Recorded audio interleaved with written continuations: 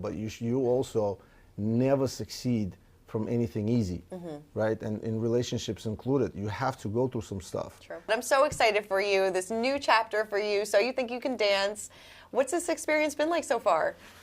I mean, it's been a pinch me moment again. I keep just using that beat up phrase, but it truly is that. It's like, how did I get here? This is amazing. But it's also at the perfect time for me, you know, because I actually can justify getting here and being in this position. You know, for me, it was always important to, you know, occupy the spot you earned, you know, and I was critical of that, and I still am, of a lot of industries and people in certain positions. So I didn't want to be that person. But I think I'm in the right place at the right time, on the heels of 20 plus years of professional, you know, stage performing, productions, you know, TV mistakes, successes, ups and downs. So like I've done it all, and I feel like I have a lot to offer to, in a mentoring capacity. What the difference between this So You Think You Can Dance and everything that happened prior seasons is it's more about the contestants now. So as a matter of fact, it's mostly, almost all about the contestants.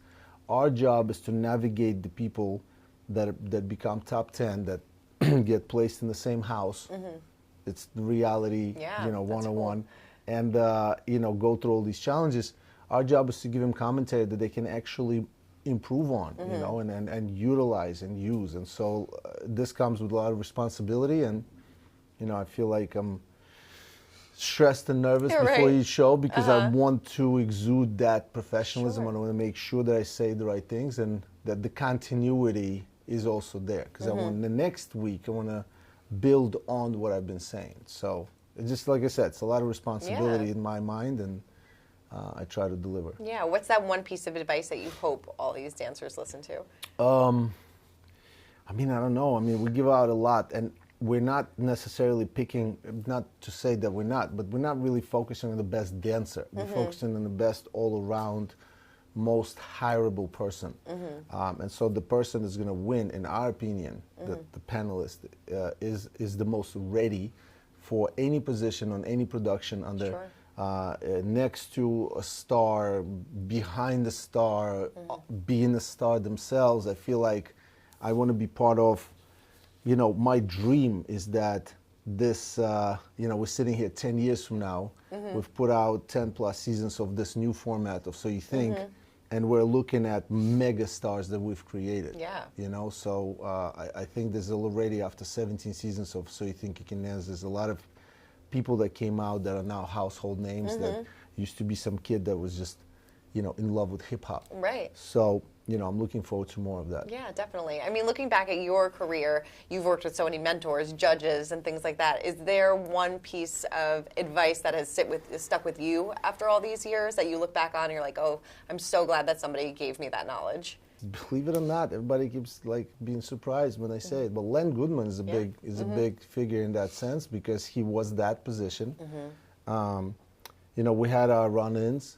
I can think whatever I want of anybody, but I do give a lot of credit to him in the way he filled that role, and for as long as he filled that role in, you know, multiple countries. So, you know, there's a lot of respect in that regard. And he did tell me, just be authentic. You know, and there were moments in our career together on the same stage where we would just pass each other by, have a second of conversation, and you know, I would point out some stuff, like we'd be like, hey, you know, you said some things that I disagree with, and he's just like, great, do that, but don't do it in the way that is detrimental to you. You know, so he was always aware of things that I wasn't aware of, and now I understand, now I get it. The interaction that way, it doesn't translate. You know, and it does not put me in a good light, regardless of what opinion I have or the way I defended my point. So I think that just being in his presence all those years, it kind of gives me a direction of, you know, let's just channel some things about this new position the way he did it. Yeah, no, and you feel like now that you kind of understand his position, being where you are now with So and one of the biggest things that I realized myself is that the audience are here for a reason, you know. And a lot of times, again, now that I'm an adult, I want to say I'm sorry to all those adults who have had tough days and were looking forward to tuning in to Dancing with the Stars only to, see my ass basically just be upset at yet another thing to do with the cha-cha that they couldn't understand. Right. So, my emotions weren't part of their pastime, which was what Dancing with the Stars had become. It became the best way to unwind, decompress, let yourself go, have an incredible time on the couch with 3 generations, 4 generations of people. And, and I was interfering with those moments with my drama. But from that standpoint, I realized that, it's a fine balance between what you think and feel professionally is correct and what you're here for. And it's ultimately entertainment. And for everybody who's upset at the way TV and this world works, I'm like, it is in the name. It's entertainment industry. Right. It's so it has to have that component. People have to walk away entertained. When I made a through line and when I made that connection between what I love the most, which is live stage production, and thinking of cameras as the same as curtain up, curtain down, that's when I kind of had my sort of renaissance moment that I'm living in right now. I love that. I love that for you. I think that's so great. Do you miss the competitive nature of getting on the dance floor as well, though? I mean, I do, but I feel like just life throws competitive moments in my way anyway, and then again, competition was part of my life from very early from too early, all the way through when it became almost a problem that needed to be figured out. It wasn't fun anymore. Yeah, and I think that anybody who's competed as a child all the way through their professional career will attest to this. But where I am now, I'm not, time passed. I completely removed certain egos about certain things and, worked on my own new way of you can still be honest, but you don't have to be rude. So like you gotta find a balance. You can figure this out. Well, my English got a little better. You know what I mean? A lot of things have changed, but I think Peta was I was going to say, did Peta help you with that? With everything. I think that once you have somebody next to you that you actually want to be with, not that you want to be with until it's hard. It's a little bit tough because, you shouldn't be where it's difficult, but you also never succeed from anything easy, right? And in relationships included, you have to go through some stuff. True. You have to change.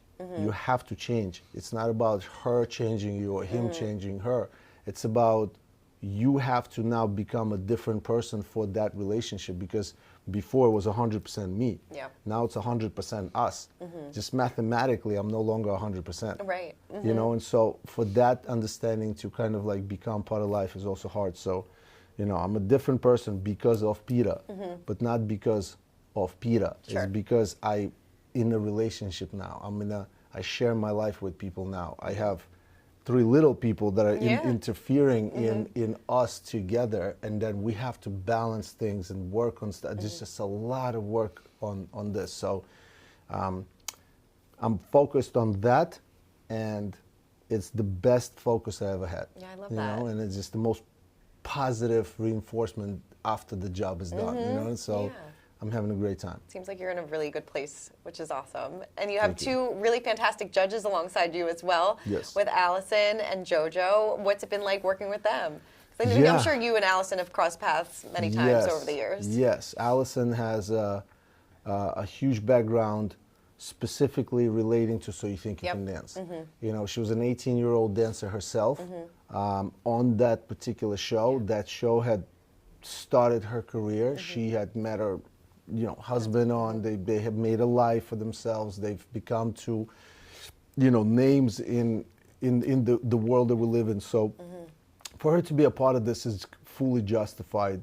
And in my opinion, she brings a lot of fundamental elements of So You Think You Can Dance, and she carries it across to this new format. Sure.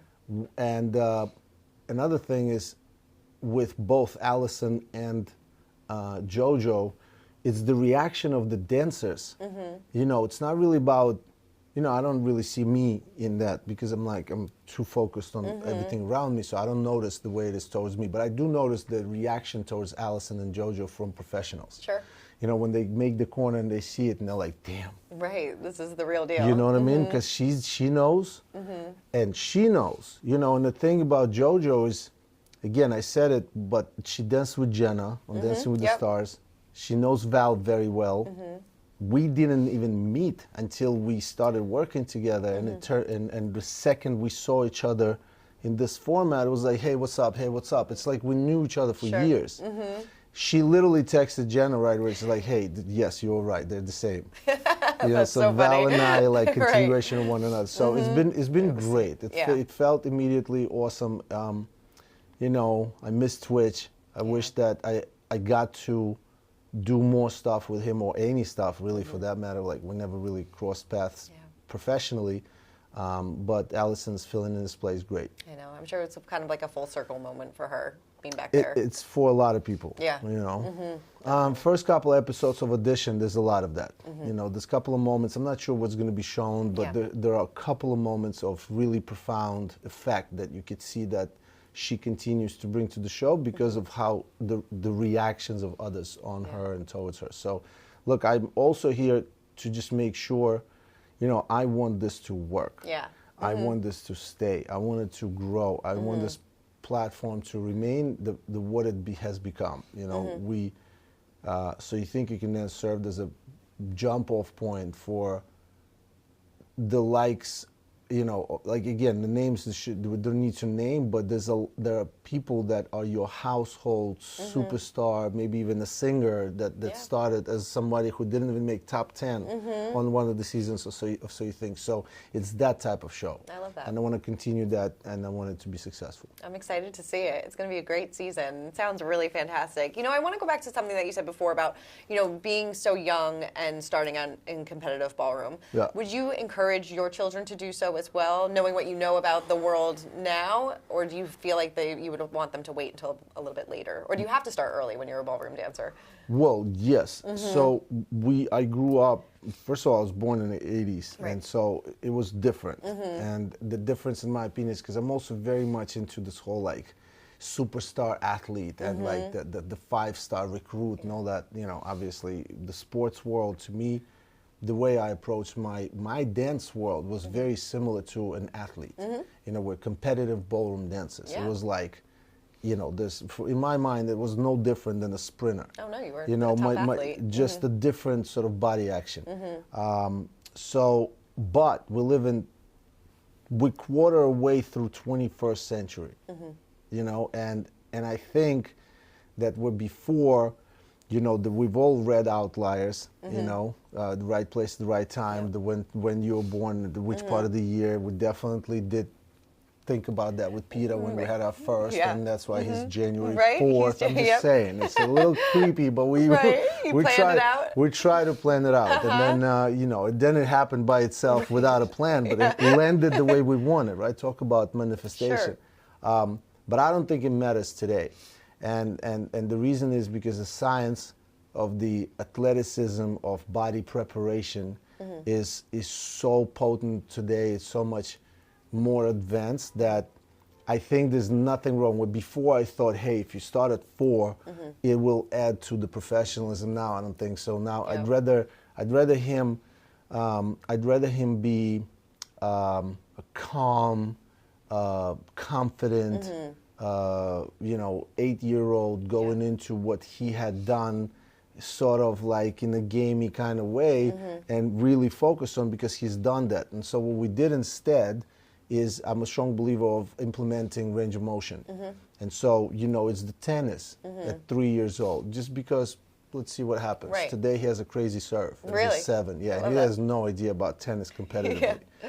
It's the swimming, because I went and I want him to broaden his shoulders and have that sort of, you know, range of motion. It's the dancing, which he doesn't like. Really? But he has no choice, because this is what we do. So, this is in your blood. So he has to do that. And today we see the benefits. He's a well-rounded kid. He's got his interest in arts more than, you know, the physical stuff. But he does ask me, Papa, I really want to learn how to play basketball. I'm like, let's do it. Yeah. You know, on paper you should be 6'4", so this is excellent. This is perfect. Perfect. I love it. We saw your reaction to Peta telling you that you're having another one. What was Shai's reaction to finding out that he's going to be a big brother twice over? I mean, he's like, yeah, great. I kept it moving. Shai, what are we going to call it? Some weird name, and then keeps moving. No, look, I think it's how we, you know, present it. If we present it in a neurotic, oh my God, what are we going to do? Right. He's going to have that reaction. No, it's like, hey, we're having another one. Great, you know. He'll realize later when he's like a teenager, like, what have you done? Right. Why are there all of this? Right. What is happening here? Why am I supposed to be here with all of them? You know, like, internally, because we're gonna throw in Val's kids in there. Yeah, you know totally. What I'm saying? Like, it's one big happy family. Yeah. But I don't want him to be a traumatized firstborn. No. So like, somebody was. They experimented on me for sure. Right. Internally, when Peta told you, were you like, what are we gonna do? So we had a conversation. What was put out? I mean, I've said it a couple of times, but yeah, like sure. on social media, it's. You know, it's interesting because we try to approach it that way. We're like, look, it's gonna be when we decided to do social media the way we are now, it's when we sat down and said, look, I'm not gonna dedicate my life to this. I can't. This isn't me. This isn't how I want to be. I'm not gonna go on documenting myself. Like today, I'm doing this because it's just what we do. But trust me, I'm gonna go home. I'm gonna like hiatus this thing for a second. Yeah. And this was the best part about the Traitors, by the way. Filming Traitors was the best thing that took my phone for 2.5 weeks. Yeah. And then when I came out, then my phone actually, the first time I looked at it, you know how it gives you a screen time? It said, you had 45 minutes last week. Crazy. I was like, this is why I feel good. Right, you know? Yeah, you feel cleansed. Yeah, but no, when we did have a conversation afterwards, that was off camera. It was like, hey, so is this an... like I asked Peta, I said, because she's looking to me for validation also because we are doing this together. And she's like, so? And I'm like, well, do you feel like, oh my God, what are we doing? Or do you feel like, oh my God, what a blessing? Yeah. And she's like, no, I'm definitely more, oh my God, what a blessing. I'm like, well, let's just focus on that. And let's go with it. Like, I mean, it's not like I put it back. Okay. So, you know, it's already happening. Let's just be happy about it. And, I really am excited. I really am. You know, because I'm also looking at my friends who had kids. I sat on the plane with somebody. He has a 19, 17, 15, and then an 8 and a 6. And I'm like, bro, you really went at it. He's like, yeah, but then he showed them to me. I'm like, that's what I want. I want Peta with a squad behind her that she made. Yeah. You know what I mean? And me and somewhere there also in the room. So you're not done yet then, is what you're saying?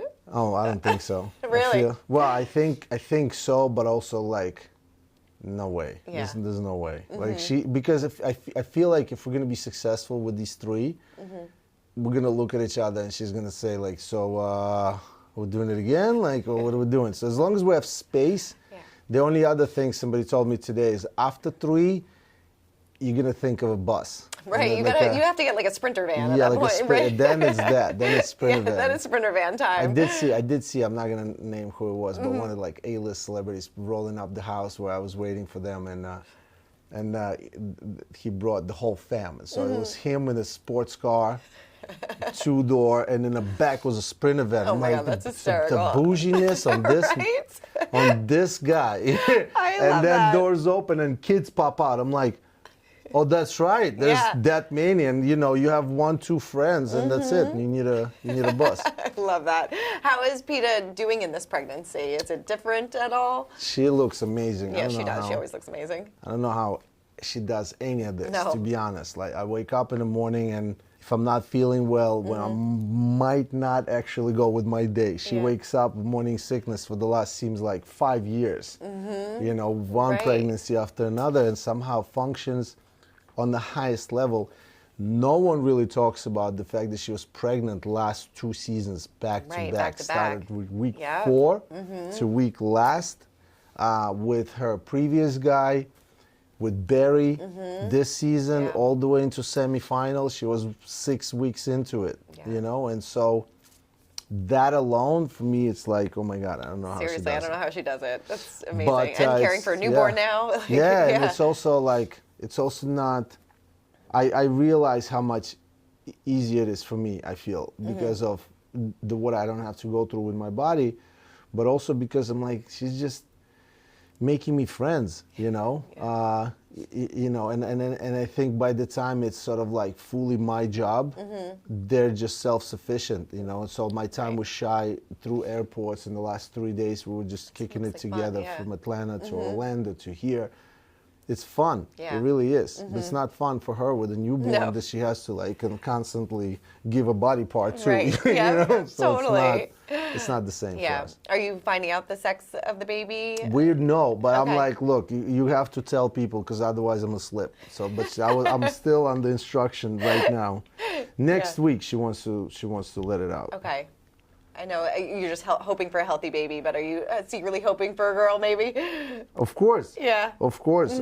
We already know what it's gonna be, but you know, my thing is regardless. It's always been regardless. I want 10 toes, you know, 10 fingers, a beautiful smile, and I'm good. 100%. You know, regardless. Totally. But yeah, definitely. Somebody said like, you know, so, what did they say? They said, because people are looking at Shy and then like seeing Rio and they're like, wow, you're making cute babies. You definitely need to make a girl. And I thought about it, and then I thought about it like, but it comes with the other stuff. It does. You know? It I don't does. know anything about girls. My mom doesn't know how to braid her hair. Like she's never been around female energy at all. So we'll see what happens. Yeah, and I love seeing Val and Jenna with their baby Rome. It's got to be so much fun just growing, like having these babies grow up together. Yeah, we didn't think of names, by the way. Everybody's like, oh, you guys totally thought about it. Rome, Rio. I'm like, no, it's just a beautiful, beautiful life that we get to live in now with like the Chmerkovskiys are really blossoming at the moment, and I'm so happy about that. Definitely. I know Val posted a video recently about a neck injury that he had last year. I guess nobody knew about it. So how is he? I mean, we see that he's feeling good now, but was that a scary moment for your family? I mean, if anybody really dwelled into like what his actually posted, we also not the type to like, hey, look at me, look what I'm going through, you know? Especially while there's war going on and people that we know are going through it for real. But Val did have a massive situation where right around the time when Rome was born, he's had a really serious neck impingement that stemmed from his previous season and seasons prior to, where it was just go and no rehab, and you kind of like go on, you know, injured and whiplashed, but kind of like on the back burner because you know we're trying to win here. And after Gabby season, she was also a little taller, so he had to scale. Anyway, he had a nerve impingement that completely shut down one of his arms. Jeez. And so he lost feeling in his arms. He lost all strength in his arm. And this is now, he has a newborn that he can't hold. Forget the dance part of it. It was just a devastatingly, sort of shockingly terrifying moment. He was in the gym with me because we were getting ready for what ended up being Saber After Hours, that we, you know, our stage show in Napa Valley that we put on during the summer. And we were just kind of getting back in shape. I stay in shape all the time. Val loves to toggle back and forth. You know, he loves his Nutella. But, you know, we were back in it and we're kind of working, and then this happened. And next thing you know, he's in surgery for neck fusion in 3 places. And next thing you know, he can't move his neck. And next thing you know, we're like, so are we gonna... are you gonna dance again? What? I mean, can we even say that? So it was a brilliant situation that worked out for absolute best in his case. Incredible doctors. He had a surgeon in Utah through Jenna's family relationships and connections. Thank God for that. You know, so like he's back, and we're in rehearsal, and we've worked the entire summer as if nothing ever happened. Wow. And so the reality for me is also like the lesson here is kind of like everybody's frivolously throwing their opinions around about people that they know nothing about. And the case in point here is like, you had no idea, not you, I'm just saying in general, totally. the ones that like, oh, you know, you don't look so good, what's wrong with you? You have no idea, you know, and I think that that's, you know, something that we took away, like, you know, let's treat everybody with sensitivity. But again, it was a very scary moment. It was very tough for my mom especially, and obviously for Jenna, and obviously for his family, and all of us devastated. But yeah, you never want to see that. It was crazy. Yeah, I'm glad that he made a full recovery. He went on to win the mirror ball. Like, that's what a mind nuts right? year. January of last year, he lost feelings in his arm. Full, that's it. The complete atrophy of the muscle, bicep, trap, everything shut down. He couldn't lift his son. We went on, and at the end of the year, after the, you know, beautiful year with the baby and incredible moment where we just kicked it in Napa for 3 months and had this whole situation and all this stuff, Dancing with the Stars, another trophy, his third, Emmy, all of this, it was just an unbelievable year. I can't, you know, he did an incredible job. Do you ever tell him, like, maybe go out on top? Or is it up to him when he decides to hang it up? We do our thing, you know. He said it actually before, and I'm just repeating it, but like, you know, our life is me acting like a bull in the china shop and him sort of looking around going, okay, let's not do that, let's go this way. Right. So, he's the voice of reason. Well, I mean, he can also see like an example of what not to do sometimes, right? And so I feel like, you know, he has his own path this time around today. You know, he's a grown man I'm very proud of being associated with, let alone, you know, being a family with. But yeah, we miss each other, you know, now I feel like I miss him, although we just spent 3 months working 5 days a week together, but I really do miss him, you know. So, and when I'm back and when I'm finished filming, so you think in the next, 2.5 weeks, and when I'm finally back at home, our parents just moved to LA. Oh, nice. And it'll be the first time since like, I want to say 7, 8 years, since me, Val, and our parents lived together. That's and it's awesome. Going to be, I cannot wait for that. That's great. I feel like we need like a reality show of the Chmerkovskiys. Like, there were attempts. Attempts have been made. Attempts have been made. Would you ever do it?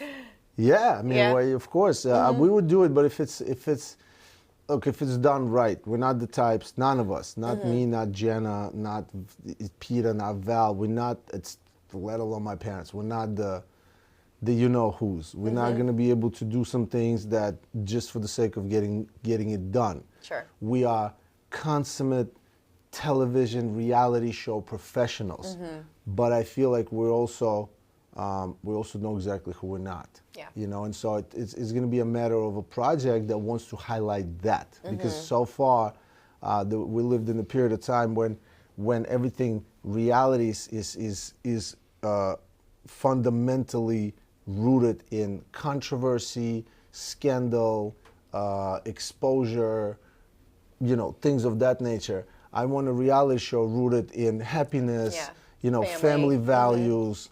I don't know, just overall genuine celebration. You know what I mean? Like I feel like that's had what people those need. things. Yeah. I you know, honestly, I hate to say it, well, not hate to say it, but like, I'm thinking back, I'm like, Duck Dynasty is the closest to where, you know what I mean? Because of like the nature of the show. It ended with the dinner at a table, and it was together, and it was beautiful, and you walked away. Like, I've never really felt some kind of way about that family. So I think it's closer to that format rather than this whole like, oh, let's see what drama. Like what drama? Let's see if let's see if Max and Val are fighting this week. Yeah, exactly. Yeah, because we never have. So if we will, it'll be for TV, and it'll be not really a real situation. So because we've never done that, we never will, and you know, we'll wait till the what is it? Till the daily? No, what is that called? The daily? Not the dailies. Till television mandate changes. Yeah, definitely. You know, it gets altered a little bit. And on that point, So You Think You Can Dance is taking, I think So You Think is the format to kind of do it. Yeah. It's taking live together in the house, daily challenges, you know, elimination, TV judging, mentorship, whatever. It's taken from all these kind of like reality show formats that worked, and takes away sex scandals and the stories and the cheating and the betrayal and the, you know, all of that stuff. And we'll see. I think it has enough to, you know, really fundamentally impress people, but also to make everybody happy. Like that. You know, and I think that vicariously through the participants, you're going to be really, really happy.